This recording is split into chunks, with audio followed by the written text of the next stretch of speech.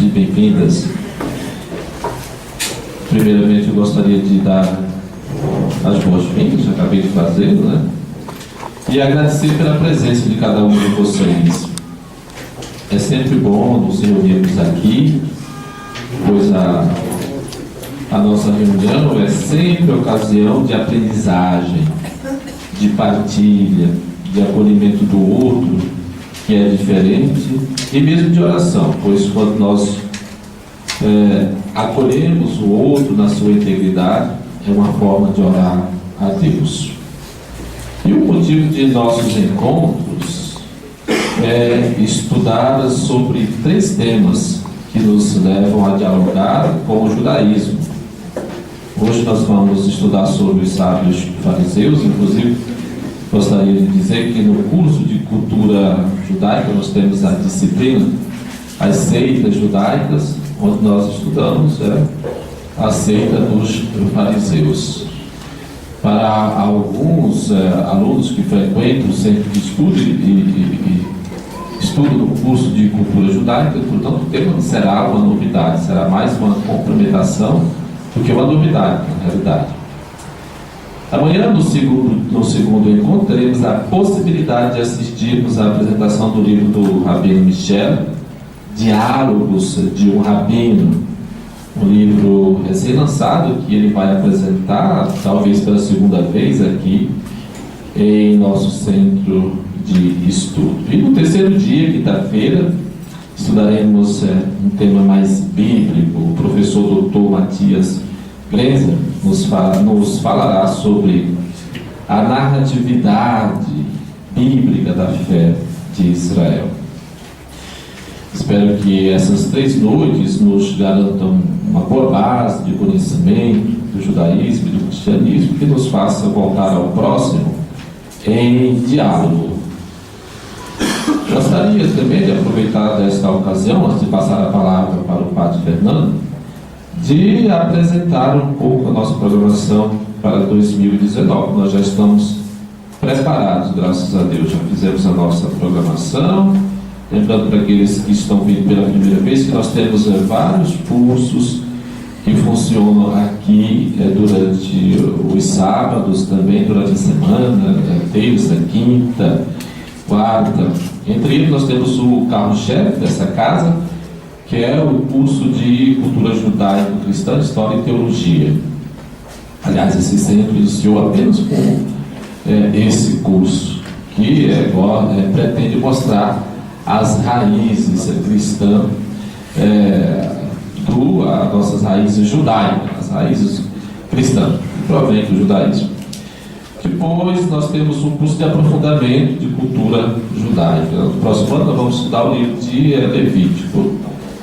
Tem um curso de hebraico bíblico também, teologia livre, curso para evangelizadores e o curso de Mariologia. Tudo isso funcionando aqui no curso no Centro Cristão de Estudos Judaicos. Bom, eu desejo a todos uma boa conferência e passo a palavra agora para o Padre Fernando Costa, para que ele possa introduzir o tema de hoje.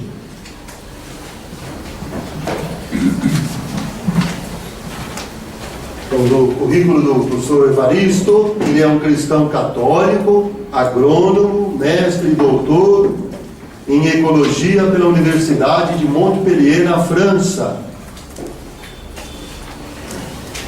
Professor e orientador da USP, pesquisador do Embrapa, e gostaria de também comunicar a vocês, a minha via sacra desde quarta-feira passada.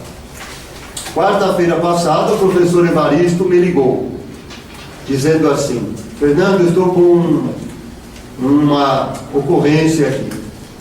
No vídeo que ele vai apresentar, são 2 vídeos, ele disse que tem um problema e não pôde estar presente, mas eu disse que gostaria de partilhar com vocês. A esposa dele está com câncer e eles conseguiram um tratamento, estavam se oferecendo com um tratamento novo nos Estados Unidos, de tratamento de câncer no fígado. Na semana da segunda-feira, antes do feriado do dia 12, ligaram para ele dizendo que conseguiram uma vaga para ele ir para os Estados Unidos levar a esposa para esse hospital. Mas ele estava muito constrangido de comunicar então que ele tem esse problema. Pensei muito no Papa Francisco nessa hora, não? Da misericórdia, não? O que eu vou dizer para esse homem, não? Falei, Evaristo, o próximo, mais próximo que você tem é a sua esposa. Cuide dela, agora, esse é o momento. E ele me perguntou, eu posso fazer alguma coisa? E eu me lembrei do Rabino Yehuda, que esteve aqui, falando do tabernáculo. Ele me disse assim, estou indo para a Colômbia, mas se você precisar de alguma coisa, me diga, eu gravo. E mando para você, por WhatsApp, por... Aí eu pedi, falei, o senhor podia gravar para nós, então, as conferências que o senhor daria para nós? Ele achou uma boa ideia. Ele disse, olha, tem um PowerPoint que eu queria disponibilizar, mas sem a fala fica difícil entender tudo. Era esse PowerPoint que estava passando, mas sem a fala do autor. Então o que ele combinou? Era quarta-feira que ele me ligou. Então eu vou gravar 2 palestras. Você pode vir buscar no aeroporto, que eu viajo amanhã, dia 11. Falei, posso? Não? Obrigado, não é? Então você vê, o carinho dele é uma forma de eu estar presente e é uma forma de também dizer para vocês o porquê que eu não estou aqui pessoalmente. Então ele gravou 2 vídeos de 15 minutos, que é o máximo que dava a câmera. No finalzinho de um ele pediu para explicar a história, mas no vídeo ele diz, no final do segundo tem uma outra história e a gente vai concluir também contando.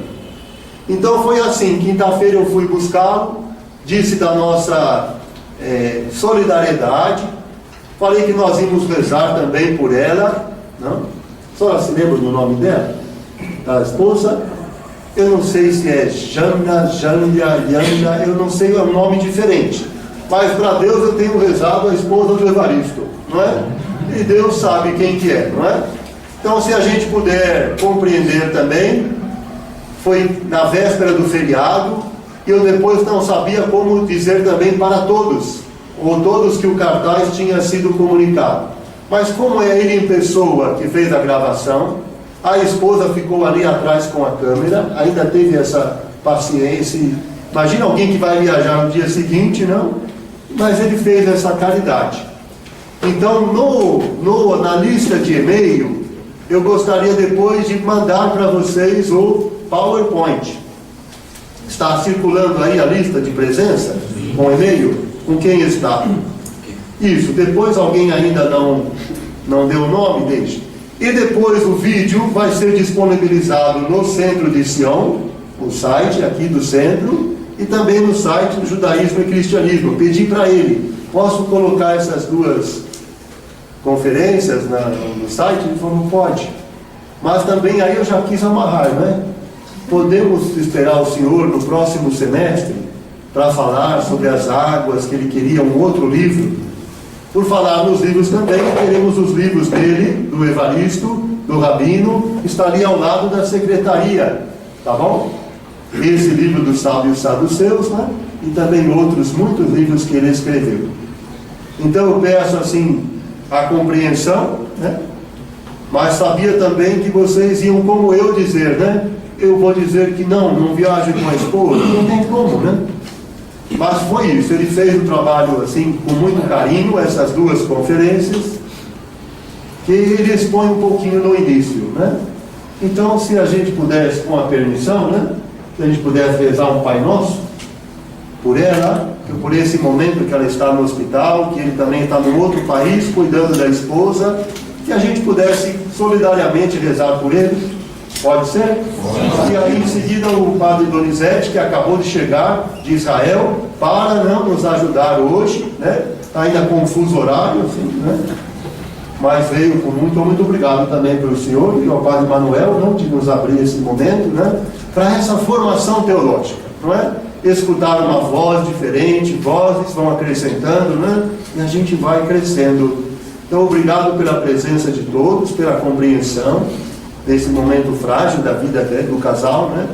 Ele falou, Fernando, ela é mãe de 4 filhos, meus filhos, e então eu estou indo mesmo com o coração na mão, tá bom? Então rezemos, podemos rezar então o Pai Nosso por ela, pelo nosso Brasil também, pela paz nas famílias, mas pela esposa do professor Evaristo. Em nome do Pai, do Filho e do Espírito Santo. Amém. Pai nosso, que estais nos céus, santificado seja o vosso nome. Venha a nós o vosso reino. Seja feita a vossa vontade, assim na terra como no céu. O pão nosso de cada dia nos dai hoje. Perdoai as nossas ofensas, assim como nós perdoamos a quem nos tem ofendido. E não nos deixeis cair em tentação, mas livrai-nos do mal. Amém. Pai, do Filho e do Espírito Santo. Antes de passar a palavra ao superior geral, Padre Donizete, também para nos ajudar a entender aí no final. Então tá bom. Então, no final, ele vai dizer as palavras para nós, tá bom? Então, nós vamos ver o filme. São 2 conferências de 15 minutos cada, tá bom? Obrigado pela compreensão, né? Boa noite. Eu sou o Evaristo de Miranda. Sejam bem-vindos à minha casa. Não era para estar aqui. A previsão era que eu falasse com vocês, fizesse uma palestra, uma apresentação sobre o tema dos fariseus, né? Mas infelizmente circunstâncias da vida me impedem de estar aí com vocês. E os organizadores me sugeriram de fazer 1 ou 2 gravações sobre o tema que ajudasse a reflexão de vocês essa noite. Eu me desculpo por não estar aí presente, mas nós temos para iluminar um pouco a nossa reflexão 2 coisas. Em primeiro lugar, o livro que eu escrevi sobre os fariseus, pelas edições Loyola, e de alguma forma eu vou percorrer parte desse livro no que eu vou comentar aqui com vocês. A única coisa que realmente eu não vou percorrer é que esse livro, mais ou menos 1/3 dele, apresenta. Nós conhecemos hoje praticamente a história de quase 300 fariseus, mas de quase uma centena deles é possível reconstituir o seu pensamento, a sua contribuição, a partir de diversos escritos da tradição judaica. Foi o que eu fiz aqui nesse livro. Então eu não vou comentar a história dessas quase centenas de fariseus que estão aqui dentro desse livro. Essa parte eu não vou comentar e vocês, se tiverem o livro, poderão ver. Também eu estou mandando um PowerPoint, uma pequena apresentação que percorre um pouco os temas que eu vou tratar aqui. Talvez a nossa conversa seja um pouco mais livre e até por isso mesmo um pouco mais desorganizada, mas eu gostaria, na primeira parte, de comentar um pouco sobre esse movimento que nós poderíamos chamar de farisianismo, né? Que está ligado a essa ideia dos fariseus. Na realidade, os fariseus representam um movimento político, religioso, que se organizou dentro de um judaísmo que estava também se reorganizando, mas que às vezes nós temos dificuldade de entender, porque as outras grandes religiões, elas têm sempre um fundador. O cristianismo tem uma pessoa que é um fundador. O islamismo tem uma pessoa que é o seu fundador. O budismo tem uma pessoa que é o seu fundador. O judaísmo não tem um fundador. O judaísmo é uma longa construção histórica na qual participaram muitas tribos, diversas etnias. Isso foi sendo trabalhado, retrabalhado, ocorreram múltiplas lideranças, visões inclusive muito divergentes, diversos movimentos religiosos e políticos que ao longo de 2000 anos foram construindo o que a gente chama hoje de judaísmo, né? Mas que na realidade passou por períodos de exílio, de diáspora, de diversas culturas, etc. Então o judaísmo ele não se encaixa assim nessa ideia de religião que nós temos. Eu não vou detalhar isso porque muitos de vocês conhecem isso muito bem. O fato é que esse movimento dos fariseus é um movimento que se estende por quase 4 séculos de história. É como se a gente dissesse, é quase a idade do Brasil, né? Quase a história do Brasil. Quer dizer, são 4 séculos. Ele começa já no 2º século antes de Cristo e vai terminar também no 2º século depois de Cristo, quase no final dele, dando lugar, sendo substituído pelo que a gente chama de judaísmo rabínico, o judaísmo tal qual a gente conhece hoje. Ele é herdeiro direto dos fariseus. E nesses 4 séculos, ou quase 4 séculos, ocorreram muitas coisas na experiência do povo hebreu, né? houve a ocupação e a expansão dos gregos sobre a região. Essa expansão foi duradoura e levou a uma helenização da região. Tanto que os evangelhos estão escritos em grego, se falava grego, era a língua dominante na região. É um período longo, durante o qual ocorreram muitas lutas políticas internas dentro do judaísmo, sobretudo disputando o controle do chamado Sinédrio, e também eventos de monarquia dentro do judaísmo, né? Nesse mesmo período ainda de 3, 4 séculos, depois dos gregos, da helenização, veio a ocupação romana. Então tem todo o período da ocupação romana. Depois da ocupação nós temos o período da Pax Romana, que é o período em que proliferou, começou a se expandir o cristianismo. Durante a Pax Romana aconteceram revoltas e houve uma proliferação de movimentos minoritários, políticos, e ao mesmo tempo o aparecimento de muitas seitas radicais, messiânicas, dentro do judaísmo. É o período em que ocorrem revoltas importantes, verdadeiras guerras contra o Império Romano, sobretudo a revolta da qual participa o Abi Hakiva, liderada pelo Bar Kokhba, não é? Isso levou, no final, à destruição do Templo de Jerusalém, não é? A transformação de Jerusalém numa vila romana, né, na Aelia Capitólia, e numa perseguição e massacre dos judeus muito grandes, massacres genocidas. É nesse período também que nasce Jesus de Nazaré. É nesse período que vão se constituir as primeiras comunidades que eram judeu-cristãs e que depois vão desaparecer progressivamente e dar lugar ao cristianismo, não é? A essa nova religião, vamos dizer assim, e um período em que eles vão viver também no judaísmo diversas lideranças não hegemônicas até no final do farisianismo. Então, não é qualquer período da história, quer dizer, são 4 séculos onde ocorreram todas essas coisas. Nesse meu livro eu trago isso mais detalhadamente, assim, até onde se pode ser detalhado, uma coisa que é resumida, mas mais ou menos o que ocorreu ao longo de todo esse período, né? Então, essa é a primeira coisa. O farisianismo é um evento político, religioso, que ocorre durante um tempo relativamente dilatado, né? Os fariseus, eles vão ter, no final desse período, um papel essencial na reorganização do judaísmo, no judaísmo pós-templo, após a destruição do templo, e que é o judaísmo que nós conhecemos hoje, vamos dizer assim, né? A base do judaísmo que nós conhecemos hoje, que vai ser o papel desempenhado por Zacai, né? E pela academia, como se diz, pela reestruturação dessa academia, que estava organizada na cidade de Yavne, né? De Jâmia, e que vai ser um movimento centrado na defesa da identidade cultural e religiosa, não é?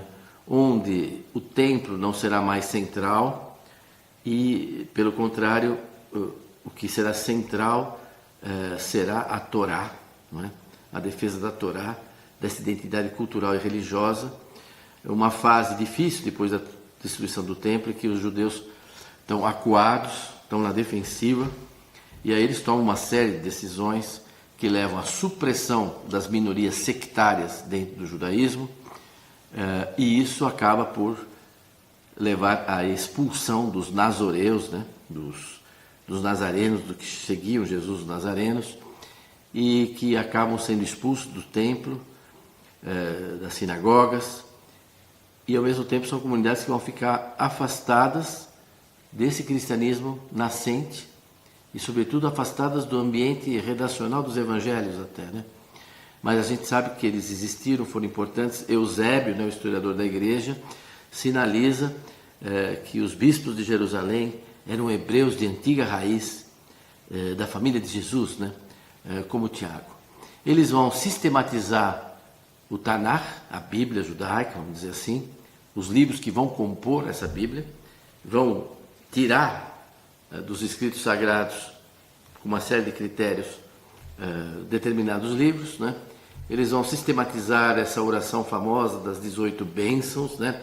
O Shmone Esrei, na qual, na 12ª oração, são condenados os minim, quer dizer, os sectários, e aí dentro os cristãos, né? As grandes diferenças com essa comunidade final de reestruturação do judaísmo a partir dos fariseus, com o cristianismo, não é tanto a questão, muita gente imagina que é que o Messias, a gente acreditava no Messias, Jesus é o Messias, eles não acreditavam ainda no Messias. Não, havia dois grandes conflitos, né, com as comunidades cristãs, né? O primeiro é porque eles consideravam que as comunidades cristãs tinham abandonado a Torá ritual, tudo que havia de ritual na Torá, as regras de pureza, etc., e abandonado também as regras da reconciliação, né? As regras pela qual se torna filho de Deus, que estavam ligadas à circuncisão, e pelo contrário, adotado uma série de outros ritos, entre outros, a Eucaristia, em que o sacrifício do Cordeiro é substituído por Jesus, pela morte de Jesus, etc., né? Agora, nesse mesmo período que vai encerrando essa fase do farisanismo, é que começa a emergir uma nova literatura, né, na região, que são os evangelhos, né? Num grego bastante ríspido, né, provavelmente em Roma, Marcos redige o primeiro evangelho. Quer dizer, hoje a gente está acostumado a ver surgir igreja em tudo quanto é lugar a partir da Bíblia, né? E as pessoas fundam igrejas a partir da Bíblia e dos evangelhos. Mas os evangelhos não fundaram nenhuma igreja. As igrejas já existiam, a igreja já existia, os cristãos já existiam. Os evangelhos não fundaram o cristianismo, foi o cristianismo que escreveu os evangelhos, né? Ele já existia. Isso começa com Marcos, essa nova literatura dos evangelhos, e ao mesmo tempo, em paralelo, um fariseu chamado Paulo, né, com as suas cartas, sistematiza mesmo a perspectiva cristã, e aí traz até o que a gente trata, às vezes, Paulo como o verdadeiro fundador, né, do cristianismo.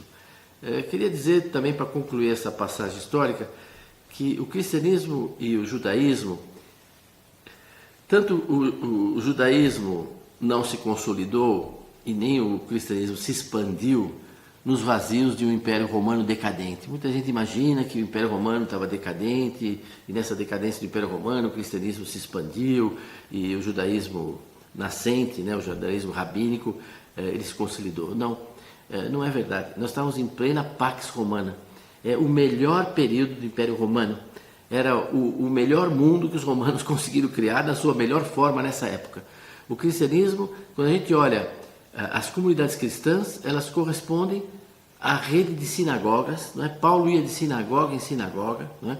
As comunidades cristãs estão ligadas a isso. Era possível viajar, havia riqueza econômica, havia fartura, havia condições mesmo, não é, de comércio, meios de comunicação, estradas, navegação, segurança, não é?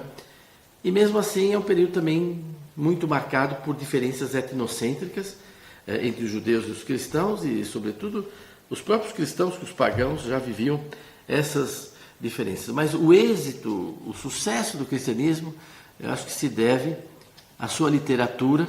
Isso também é uma herança dos fariseus, como nós vamos ver na segunda parte. Então, sob a árvore do farisianismo, né, nasceu a árvore do cristianismo, né? É herdeira disso, né? Os fariseus sempre tiveram, não é, como perspectiva a reflexão, o pensamento, a discussão, a interpretação da Torá. A palavra fariseu, ou fariseus, perush, perushim, significa textualmente em hebraico separados, ou separadores. Mas isso interpretado no sentido de intérprete, de comentador, daquele que separa, aquele que distingue, aquele que é capaz de distinguir o que está certo, o que está errado, de expor a lei. Sobretudo em partes em que a lei não era muito evidente, né? Por isso eles vão construir, ao longo de um século, 2 séculos, a chamada Torá oral, que é a interpretação da lei, e que vai dar origem ao Talmud. Eu não sei, eu vou terminar aqui com uma historinha. Vocês devem talvez estar familiarizados, não sei, nos estudos com o Talmud, mas não sei se alguém já viu uma página de Talmud, mas o Talmud, ele é assim uma espécie de hipertexto, né, que tem séculos, mas é uma espécie de hipertexto. Você pega uma página do Talmud e lá no centro tem uma frase da Bíblia, por exemplo: Deus deu a terra de Canaã aos hebreus. E está lá citada.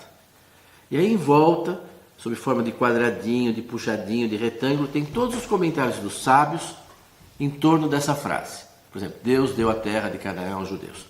Então, um desses sábios da tradição dos fariseus vai dizer, ou seja, se alguém disser que quando nós chegamos em Canaã já tinha gente e que nós tomamos a terra deles, nós não somos um povo de ladrão, não.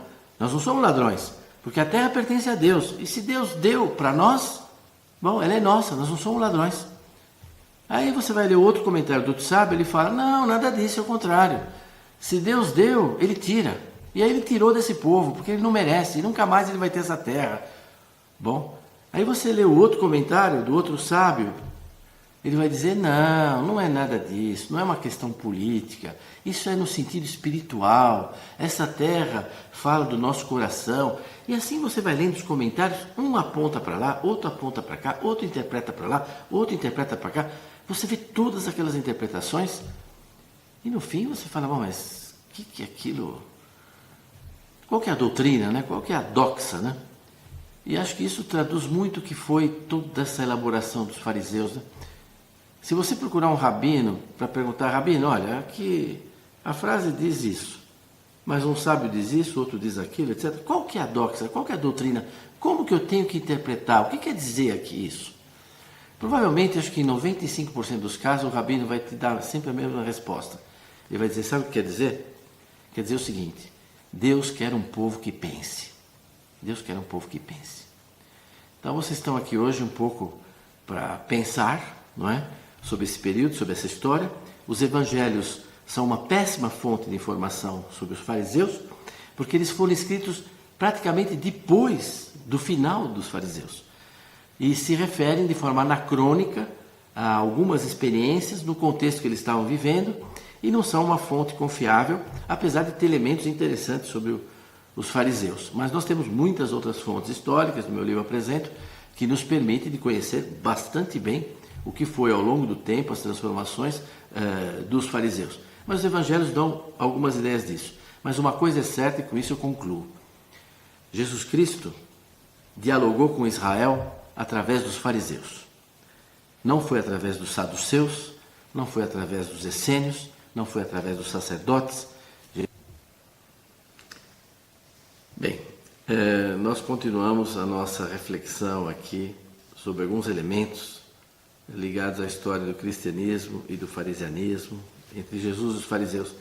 Na primeira parte eu abordei mais aspectos históricos, situando um pouco toda essa complexidade histórica ao longo da qual, de quase 4 séculos, né, se desenvolveu esse pensamento, essa contribuição dos fariseus, e dentro e no seio da qual surgiu também o cristianismo. Nesse livro aqui dos sábios fariseus, eu trato em capítulos específicos das relações de Jesus com os fariseus, que nós tentamos apreender através dos evangelhos, mas que são, bom, uma fonte que tem que ser lida com muito cuidado para isso, porque eles são tardios, anacrônicos, né? E depois do relacionamento do cristianismo com o judaísmo nascente, esse judaísmo rabínico, né? Organizado depois da destruição do Templo de Jerusalém. Eu queria só comentar 2 coisas disso, vocês podem discutir, procurar e ter outras opiniões também, né? Uma é que realmente o evangelho hebraico, assim, por excelência, é o evangelho de Mateus, não é? É um evangelho que foi escrito por uma comunidade de judeus cristãos, não é? Que reconheciam em Jesus o Messias, não é? E que se reivindica das mesmas esperanças que as outras comunidades judaicas, né? E há diferenças enormes entre o evangelho de Mateus com os outros evangelhos por causa disso, né? Se os discípulos comem pão, ou não lavam as mãos, ou se alimentam no Shabat, os outros evangelhos vão dizer que essas coisas estão superadas, é outra coisa agora, é o cristianismo, né? Mateus não, ele vai dizer nos mesmos episódios que não, porque Davi também entrou no templo e fez isso. Não, ele vai o tempo todo mostrar como Jesus se insere e realiza plenamente toda a esperança judaica. É um evangelho que se dirige a uma comunidade de judeus cristãos que estava sendo confrontada a esse judaísmo rabínico que estava se reorganizando. E é até dramático para quem estuda esse evangelho perceber como essa comunidade estava desaparecendo, e provavelmente ela desapareceu mesmo, e a maioria dos seus membros voltou ao judaísmo e abandonou o cristianismo, e esse esforço, não é, do evangelho de convencer que Jesus é o Messias, etc. Né? Acho que o evangelho de Mateus é o mais agressivo com relação aos fariseus. Ele coloca os fariseus numa posição de hostilidade muito grande. Os mesmos episódios que nos outros evangelhos eles apresentam uma pessoa, alguém se apareceu, o publicano, no outro é obrigatoriamente um fariseu e de forma muito negativa, né? Acho que o Evangelho de Mateus realmente é um caso à parte, ele merece estudo, e eu consagrei aqui no livro um espaço grande a esse Evangelho de Mateus. A outra coisa é no Evangelho de João, no outro lado, né? Depois dos sinóticos, que a gente deve tomar cuidado nos evangelhos com essa expressão judeus, não é? Porque nós não temos a possibilidade em português e mesmo no grego de separar duas coisas, porque hoje para nós judeus designa todo o povo de Israel, os israelitas, não é? Mas naquela época não tinha esse alcance, né? Frequentemente no Evangelho de Mateus e sobretudo no Evangelho de João, quando ele fala dos judeus e fala até agressivamente, textualmente ele está falando dos judeanos, quer dizer, da elite política da Judéia, né? Havia as várias regiões, havia os galileus da Galileia e havia os judeanos, os que viviam na Judéia, não é? E que era uma elite política, que no final vai levar Jesus à morte, né? Em Jerusalém. Mas esse é deles que eles estão falando, e não de todo o povo de Israel. E isso acabou generalizada, essas críticas, que eram críticas dirigidas aos judeanos, vamos dizer assim, a essa elite política da Judéia, acabou no termo judeu sendo generalizada para todo o povo de Israel. Nós vemos mesmo isso no episódio de Natanael, quando ele se aproxima e que Jesus diz e elogia ele como filho de Israel, né? Nunca vi um filho de Israel assim. Quer dizer, esse termo judeu, mesmo nos evangelhos, tem que ser olhado com muito cuidado, porque nós fazemos sem querer uma generalização que não havia no texto, não havia essa intenção. Agora, voltando para os fariseus, assim como eu dizia que o cristianismo, o sucesso do cristianismo é o êxito do cristianismo, é a sua literatura, também o grande fruto do farisianismo é a literatura farisaica e rabínica que se seguiu. Quer dizer, essa enorme tradição oral, que é polissêmica, que é contraditória, de interpretação da lei, vai depois ser sistematizada, não é? Essa árvore vai dar frutos na Mishnah, no Talmud, né? E é uma literatura produzida não por sacerdotes, né, por levitas, por escribas, mas é uma produzida pelos fariseus, que eram leigos, em sua grande maioria de origem humilde, burguesa, no sentido de pessoas que viviam nas cidades, eram sapateiros, tanoeiros, pessoas que tinham atividades do meio urbano, não é?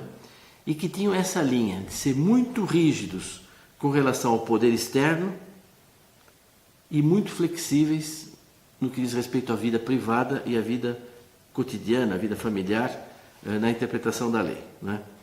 E essa interpretação é interessantíssima porque frequentemente ela é usada até para anular preceitos, ou pelo menos para tornar a sua aplicação impossível, né?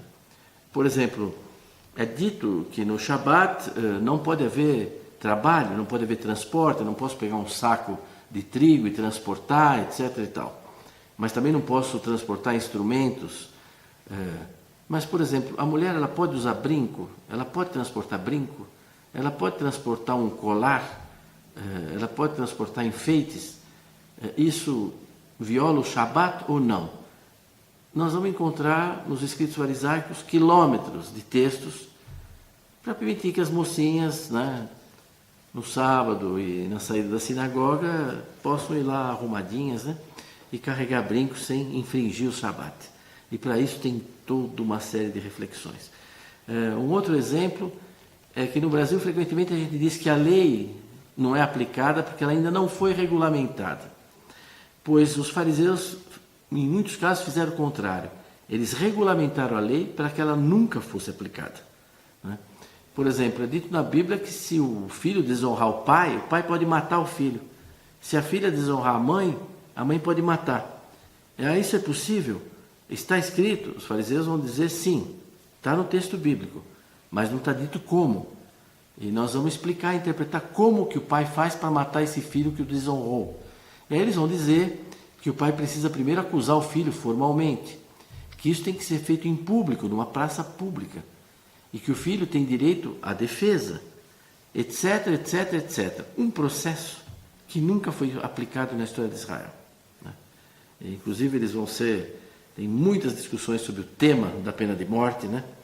E os rabinos vão dizer, os sábios, que se o Sinédrio a cada 70 anos declarar uma pena de morte, já é gravíssimo, né? Já é gravíssimo. Se for a cada 7 anos, pode dissolver o Sinédrio, né? Então é interessante toda essa flexibilidade para tornar a lei praticável, né?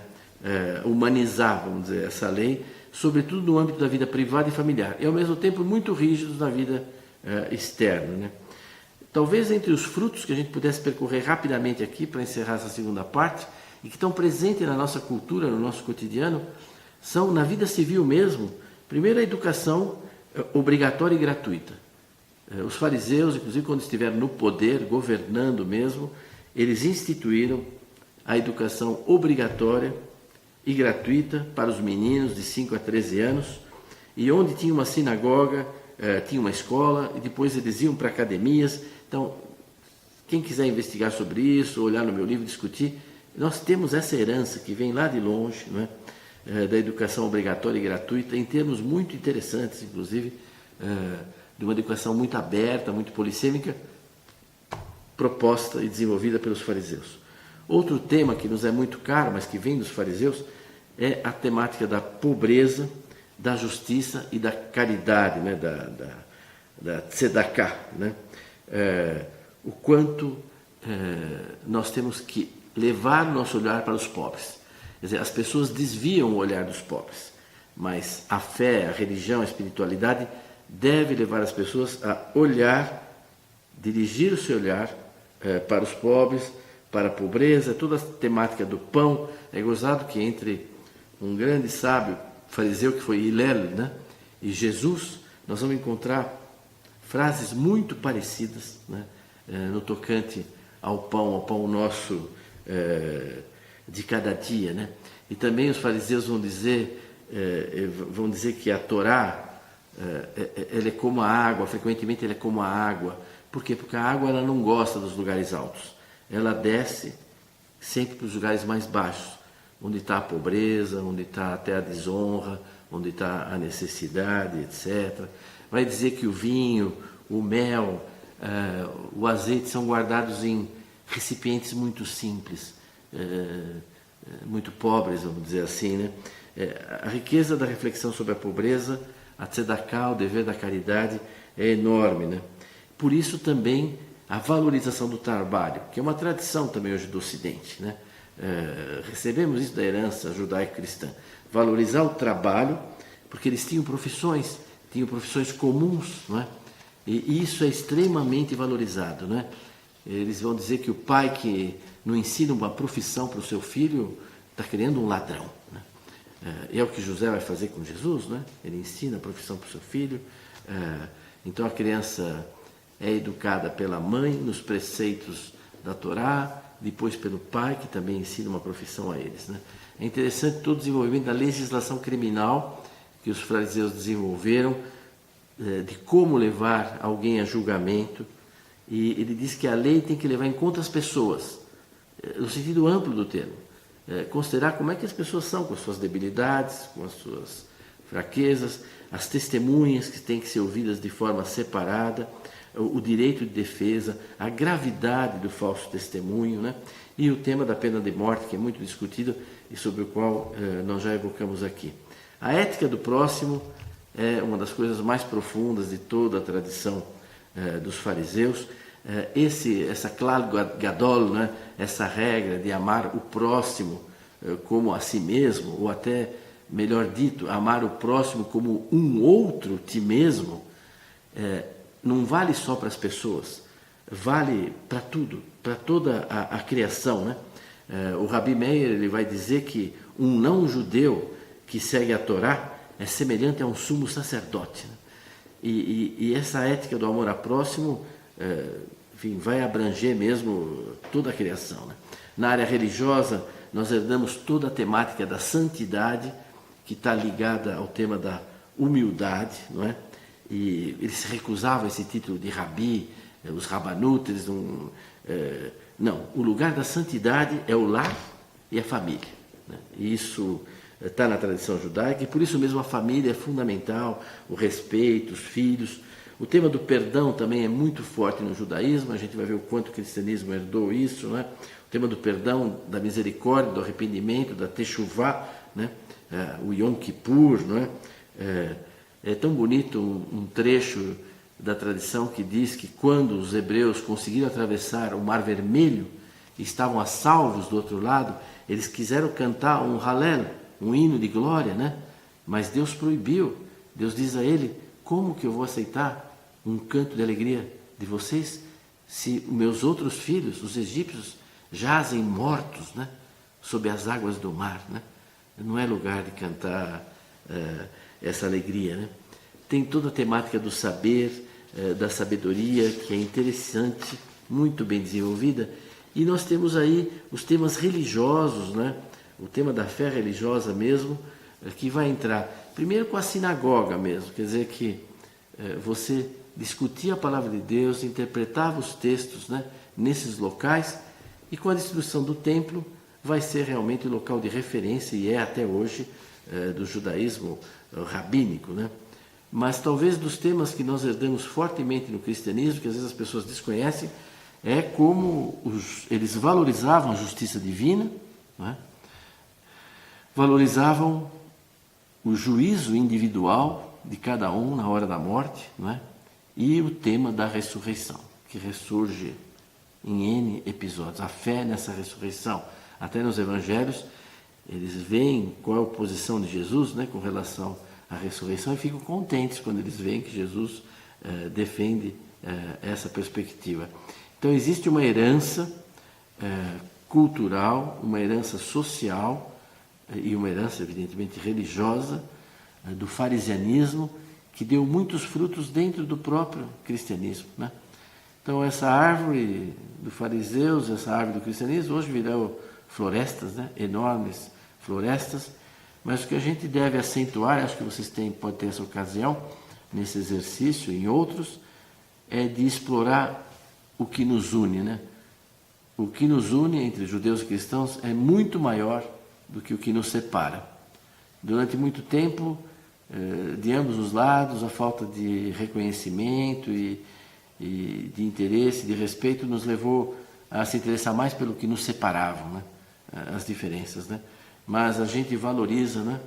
Desde, sobretudo depois do Concílio Vaticano II, né? Todo esse movimento, né? De reaproximação e de conhecimento com esses nossos primos mais próximos, né? Vocês sabem que, talvez conheçam, né, um episódio do Papa João XXIII, que foi o primeiro que abriu mesmo as portas da igreja, né, com textos históricos importantes com relação aos judeus, e os rabinos da Itália e de Roma foram agradecer ao Papa, né? Foram apresentar ao Papa, e quando eles chegaram, João XXIII levantou-se, eles foram se apresentando. Mas eu vou contar o final agora, né?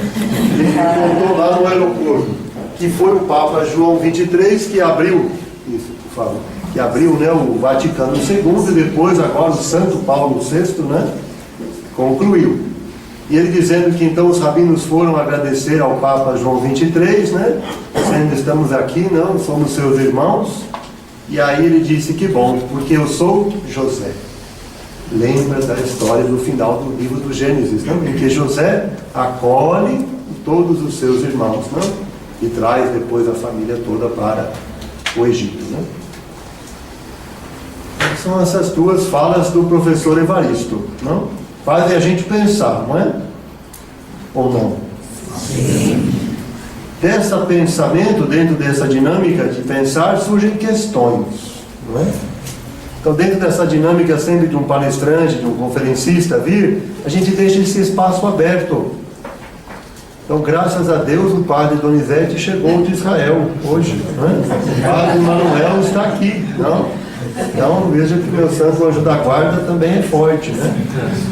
Então, eu gostaria de também convidá-los, né? E vocês também.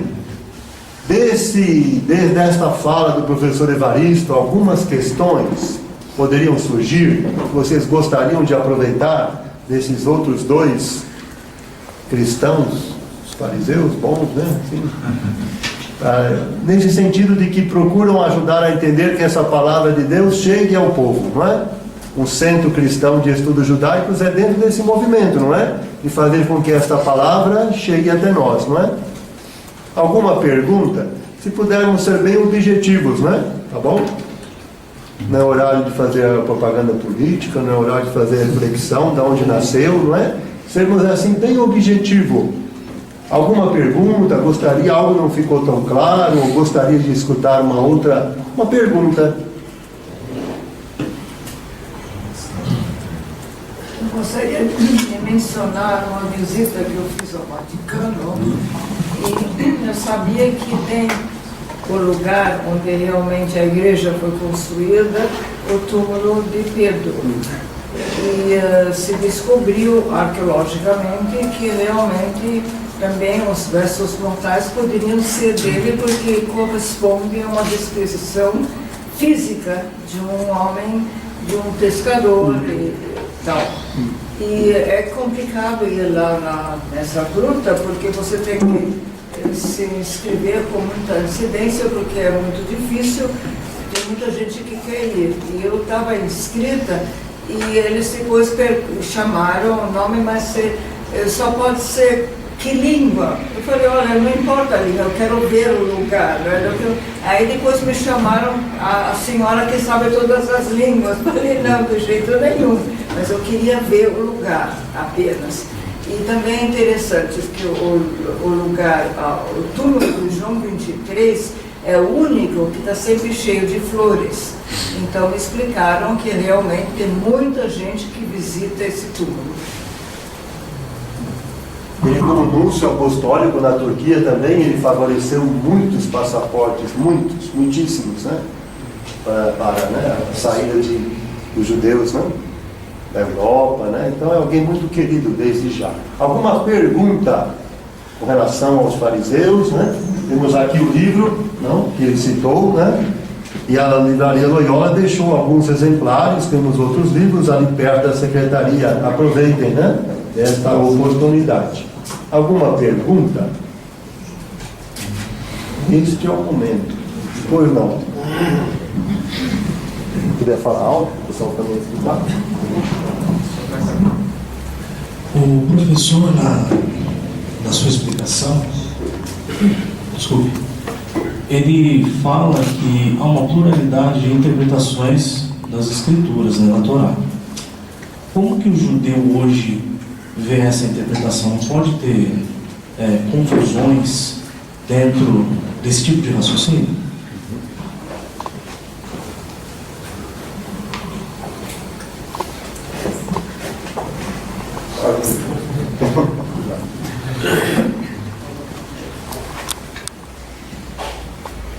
Não vou ser longo, mas tentar responder e prolongar o professor Evaristo disse.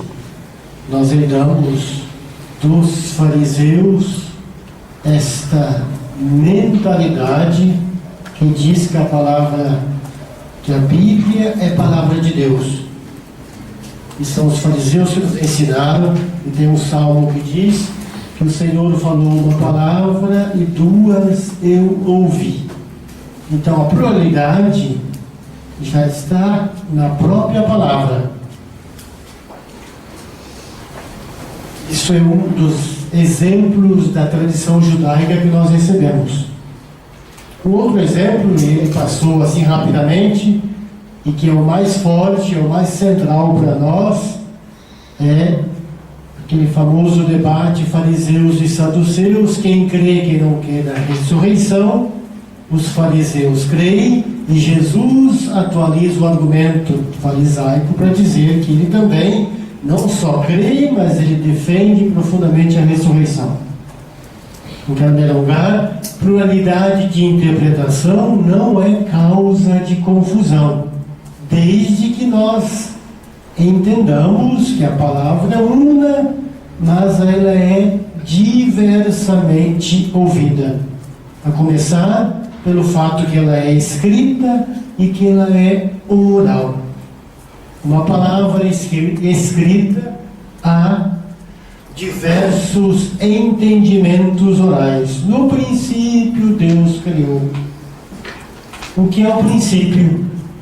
Naquele tempo, hoje, espiritualmente falando, o que é esse princípio? Na primeira palavra da Escritura já começa o debate, mas diversidade para melhor aprofundar, para melhor compreender, e não para criar confusões. É claro que no final permite uma diversidade também de correntes, por isso que o cristianismo, na sua origem, nós temos 4 evangelhos canônicos, sem falar de outros que não são, 4 maneiras diferentes de olhar o mesmo Cristo. No judaísmo há uma diversidade de correntes, todas interpretam a mesma palavra de Deus. Tem uma pergunta que eu achei a partir de uma revista que até os irmãos de Sião eles fazem, não na França, não muito tempo foi divulgada, porque ele fala dos judeus no Evangelho de João. E eu falei, o professor Evaristo falou, vamos lá ver o que fala. E dentro desta fala, o artigo se chama Quando a Seiva Judia Circula. Dentro desse artigo, Quando a Seiva Judia Circula, o autor vai falar do capítulo 3 dos Efésios, da carta aos Efésios, que vai anunciar que através do Cristo, os pagãos são associados a uma mesma herança, a herança de Israel. E aí eu pergunto para os dois, ou para quem puder me ajudar a entender, esta herança de Israel, porque o professor fala, né, que se Jesus falou com Israel foi através dos fariseus.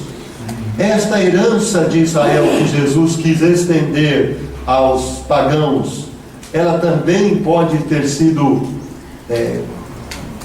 reunida, escrita e transmitida por esses fariseus ou não? Lembrando até do evangelho de hoje, né? O mestre, né? Um fariseu vai conversar, Jesus vai na casa de um fariseu, ela foi transmitida também por eles? Sim, sem dúvida. Eu diria que Jesus partilha da mesma mentalidade farisaica que o precedeu e na qual ele viveu.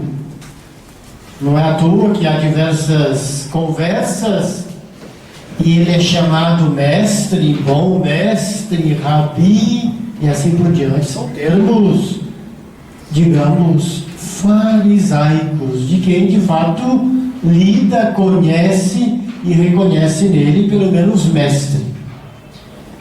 Jesus, ele é, digamos, muito próximo dos fariseus. Não quero dizer que tudo aquilo que ele ensinou é dos fariseus, mas ele partilha deste mundo.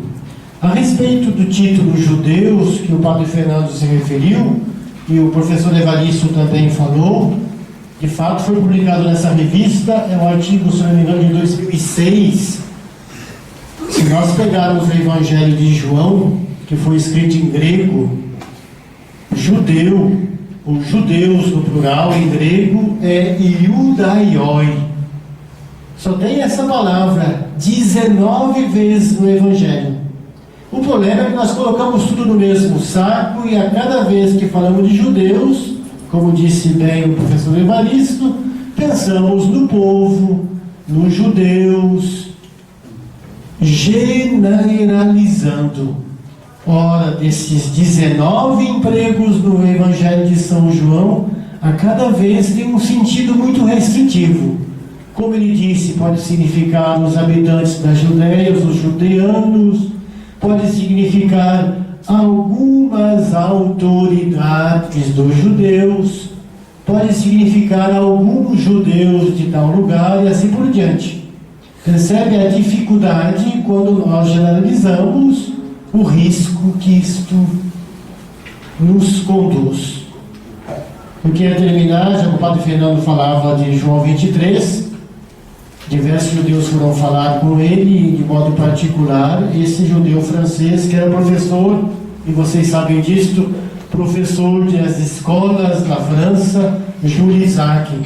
Um pouco antes do início do concílio, esse Jules Isaac, que tinha escrito um livro chamado do ensino do desprezo ao ensino da estima, ele foi ao Vaticano, encontrou-se com João 23, falaram sobre o livro e, saindo, ele pergunta a este Papa: será que nós podemos esperar alguma coisa desse concílio que o Senhor vai convocar? E a resposta de João 23 foi: você tem direito a mais do que uma espera. O que veio depois nós sabemos, é o Vaticano II, esta mudança com o concílio, de modo particular com este documento que nos interessa e que é, digamos, a razão de ser deste centro de estudos, o parágrafo número 4 da Declaração Nostra Aetate. Mais alguma pergunta? Por gentileza, Jesus pregou na sinagoga, São Paulo também pregava nas sinagogas. O cristianismo, os primeiros cristãos eram judeus cristãos. O cristianismo nasce no seio do judaísmo. Mas em algum momento vai haver essa separação. E vai haver uma separação, de certa forma, violenta, que está lá na raiz do antissemitismo. Eu pergunto se nesses momentos primitivos que houve essa separação, se começaram também a pesar as razões políticas e de disputa. Como é que se operou essa separação que vai gerar o discurso de São João Crisóstomo e outros textos que vão dar origem a uma separação violenta e que vai fazer descer na humanidade a sombra do antissemitismo por longos e longos séculos.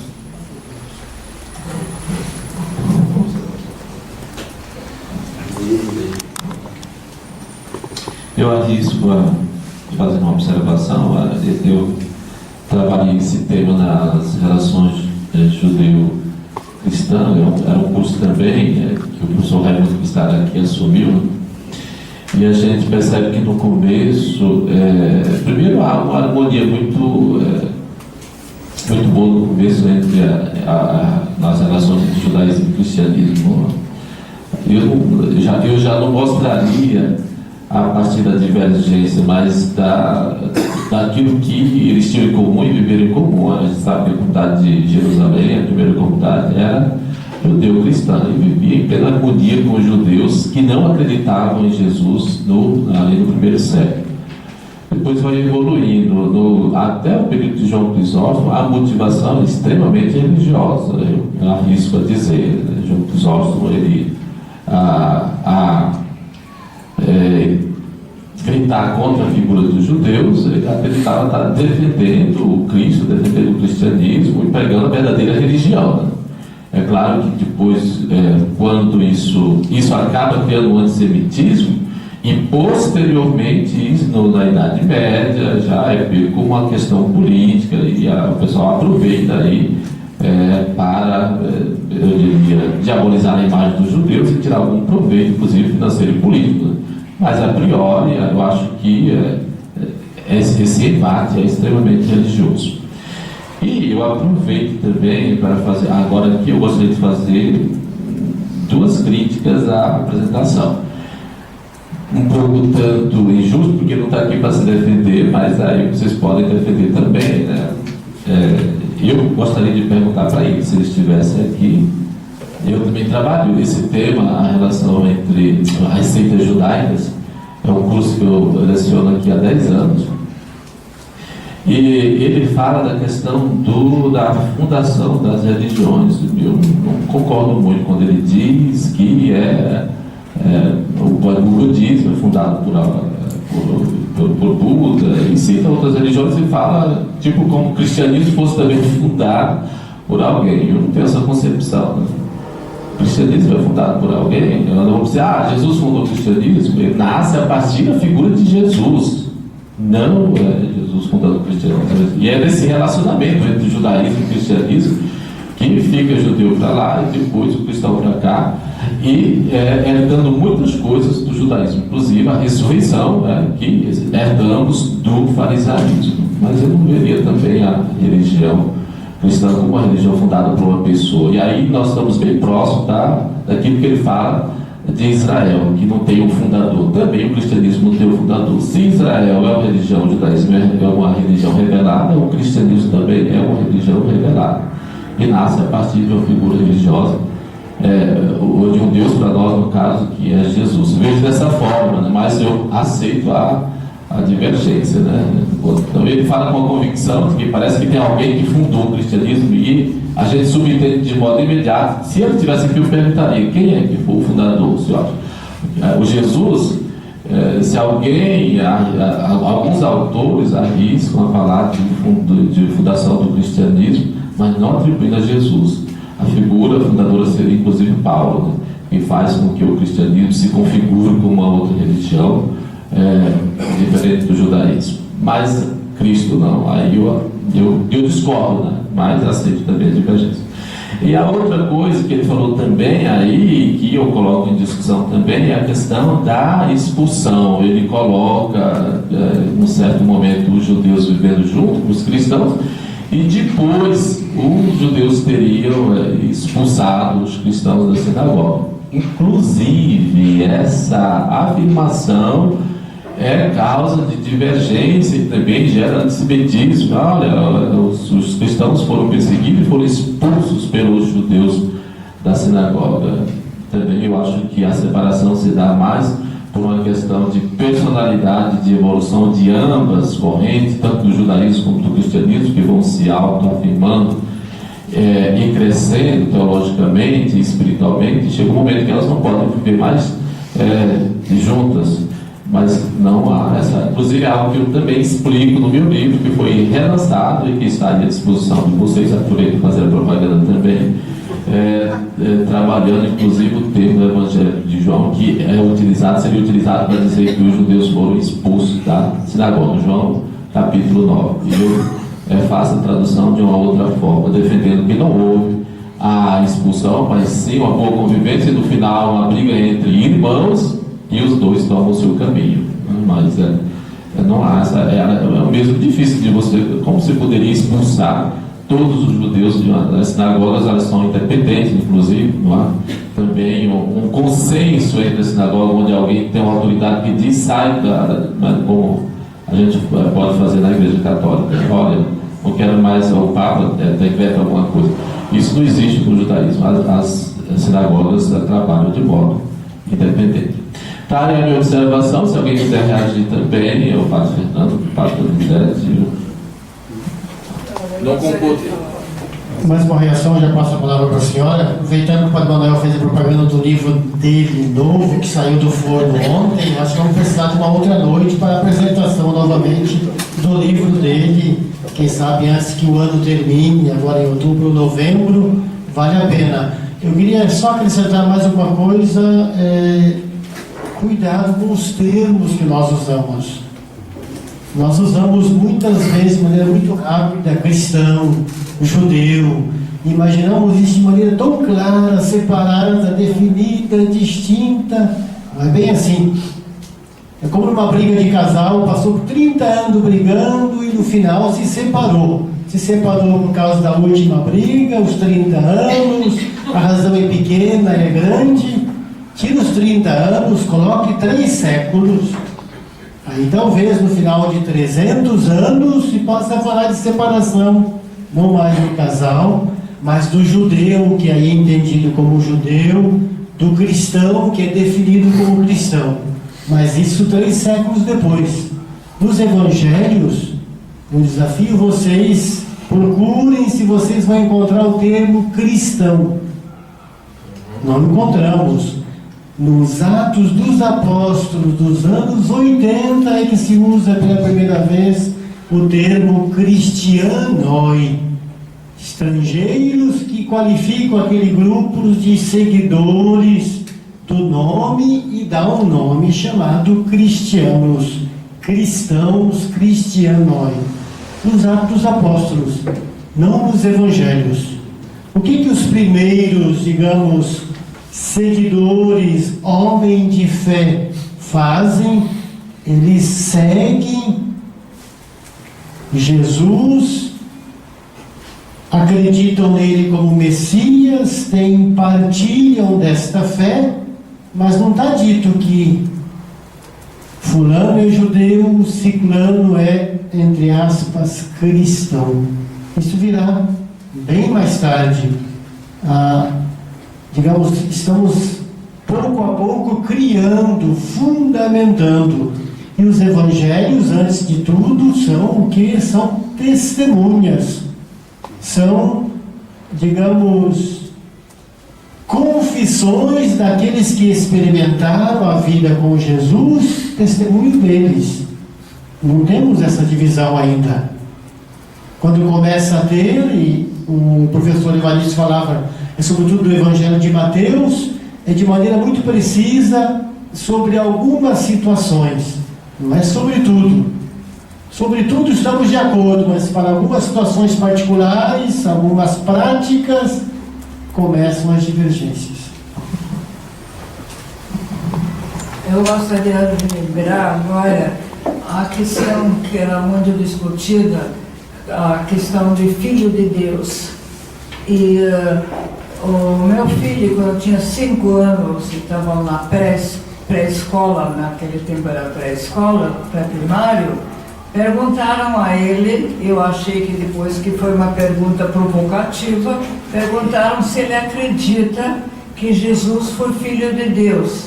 E ele respondeu num instante, sim, somos todos filhos de Deus. Isso aos 5 anos.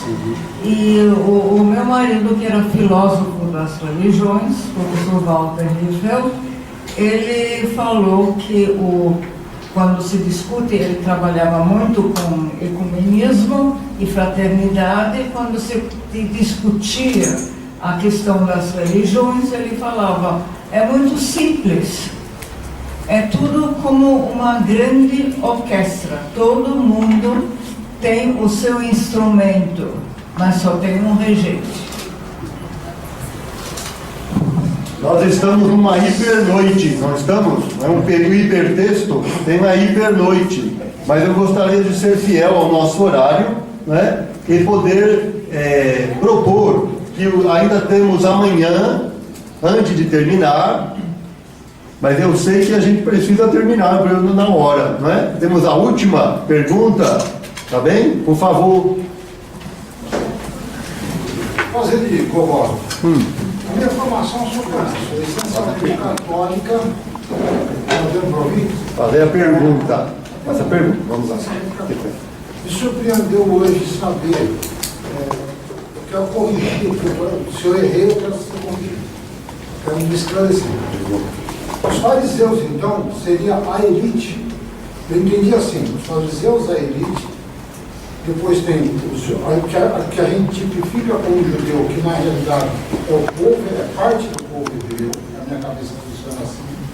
E aí o que me trouxe surpresa foi o seguinte: caramba, o senhor sempre nos ensinou lá em Santos que devemos olhar Jesus também no contexto judeu.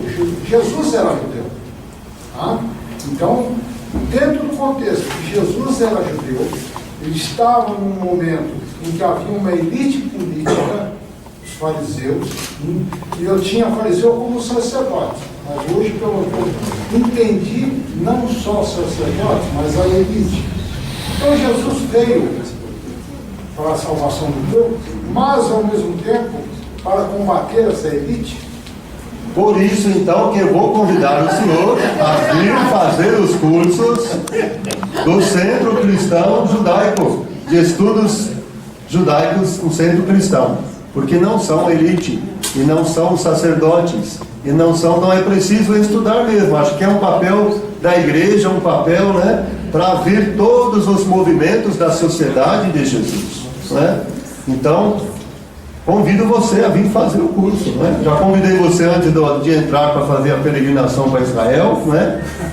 Que é justamente para a gente poder concluir, precisamos concluir mesmo um pouco, né? Mas eu gostaria que ficasse, então, temos essa parte de ele falar dos futuros projetos de Sião, que acho que é importante que o Padre Donizete fale, e continuar esse hipertexto, fazendo as perguntas que a gente vai se aproximando, não importa se um vai concordar, discordar, também fiquei em dúvida, né, quando gostaria de perguntar, né? A teologia, ela vai sempre fazer uma conceituação de algo que foi vivido, a revelação toda de Deus na história, não? Eu sou o Deus que te cura, não, eu ouvi o grito dos oprimidos, desci para libertá-lo. O povo só enfrentou tudo porque teve alguém que entrou na história. Deus falou de muitos modos, na plenitude enviou o seu Filho. Então esta parte da revelação, não seria Deus o grande fundador, não, das religiões, ou fundador da religião? Então convido, viu? Vamos receber, o professor Marivan vai nos entregar, né, na hora da saída, possível, para quem desejar, deste folhetinho que tem um dos programas e também uma outra folhinha que a gente vai entregar sobre um projeto de estudo da Paraxá da semana, a cada sábado das 8 às 9 da manhã, para vermos e estudarmos um pouquinho. É de graça o estudo bíblico, virmos aqui estudar. Quem desejar vai receber a folhinha para o próximo encontro. Vamos começar no sábado. Fazemos um estudo bíblico como cristãos, de um texto que é patrimônio dos judeus e dos cristãos, que é o Antigo Testamento, tá bom? Mas gostaria de, então, convidar para amanhã o Rabino Michel Schlesinger, que vem às 8 horas, está confirmado, não viajou, não está em viagem. Falei ontem, hoje com ele, quer que vá buscá-lo? Não, eu vou para aí. Os livros já chegaram? Já chegaram. E também confirmei hoje de manhã com o professor Matias, que também chegou de Frankfurt. Falei, o senhor vai chegar mesmo? Não posso furar 3 vezes, né? Não, vem. Então ele vem na quinta-feira, tá bom? Mas convido então o Padre Donizete para falar desses futuros projetos, para a gente poder terminar 9h30 também. Bem observado. Foi bom lembrar que eles confirmaram. Confirmado. Tudo confirmado então para amanhã, quarta e quinta-feira. Eu serei em breve. Só um elemento de resposta para essa pergunta: os fariseus não eram uma elite, ao contrário, era gente popular do povo. A maioria dos sacerdotes eram da corrente dos saduceus. Então, os sacerdotes, por assim dizer, eram mais elite do que os fariseus. E são eles que, de uma certa maneira, salvam a fé popular, transmitem e levam à frente. 2 minutos de propaganda. Vejam o interesse desses nossos encontros, aprofundamento, estudo, questionamento, aulas.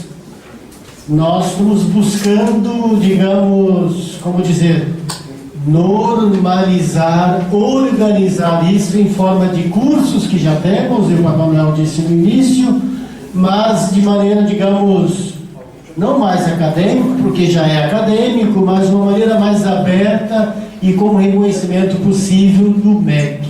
É isso que nós estamos trabalhando. Eu espero que a gente consiga até o meio do ano que vem, até julho do próximo ano, transformar parte desses cursos numa pequena faculdade, que a gente vai chamar provavelmente de Faculdade de Sião, com basicamente 3 cursos, um curso de teologia, sobretudo para leigos, um curso de ciências religiosas e provavelmente um curso também de pedagogia social, com o objetivo de dar uma formação que seja de qualidade, que seja de excelência, e também para aqueles dentre vocês que precisarem, que quiserem ter um título, um reconhecimento.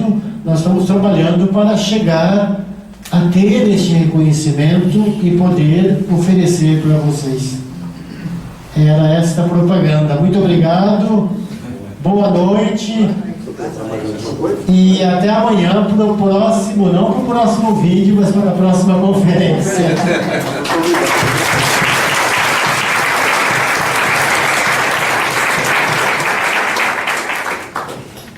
passem na lojinha para ver os livros, ok?